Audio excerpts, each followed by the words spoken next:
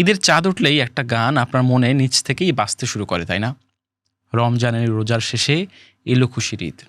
কিন্তু জানেন কি, এই গানটা একসময় কেউই শুনবেই না, এমনটাই ভেবেছিলেন এর স্রষ্টা নিজেই। সময়টা ১৯৩১ সাল, অবিভক্ত ভারতবর্ষ। ঈদকে ঘিরে বাংলা গান তখন প্রায় ছিল না বললেই চলে। সেই সময় জনপ্রিয় কণ্ঠশিল্পী আব্বাসুদ্দিন আহমেদ কাজী নজরুল ইসলামকে গিয়ে বললেন, ঈদ নিয়ে একটা গান লিখে দিন।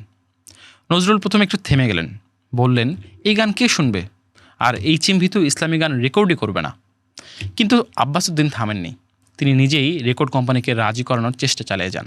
শেষ পর্যন্ত রাজি হলো হিজ মাস্টার্স ভয়েস বা HMV। তারপরের ঘটনা যেন একদম সিনেমার মতো। আব্বাসুদ্দিনকে একদিন নজরুল বললেন, পান নিয়ে আসো আর চা। আব্বাসুদ্দিন অনেকগুলো পান এনে দিলেন। নজরুল কাগজ কলম নিয়ে বসে গেলেন আর সেখানেই লিখে ফেললেন গানটা। লেখা শেষ করে মজা করে বললেন, সুরটু কি এখনই করবো না পরে?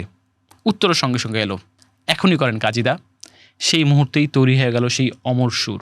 সে সময় গ্রামোফোন রেকর্ডের দুই পাশে গান থাকতো।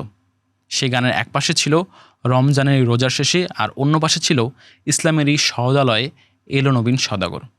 ওই গানগুলো কখনো আকাশবাণীতে বাজেনি, কিন্তু বাজারে আসার পর বিপুল বিপুল এবং বিপুল জনপ্রিয়তা।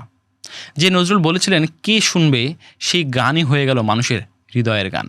তাই আজ প্রায় ১০০ বছর পরও ঈদের চাঁদ উঠলেই, মসজিদের মাইকে ঘোষণা আসলেই, টেলিভিশন, রেডিও, সোশ্যাল মিডিয়া সবখানে ছড়িয়ে পড়ে সে একই সুর। কেউ নতুন জামা পরে শুনছে, কেউ প্রবাসে বসে এই গানেই খুঁজে পাচ্ছে নিজের বাড়ির গন্ধ। সময় বদলেছে, মাধ্যম বদলেছে, কিন্তু বদলায়নি এই গান।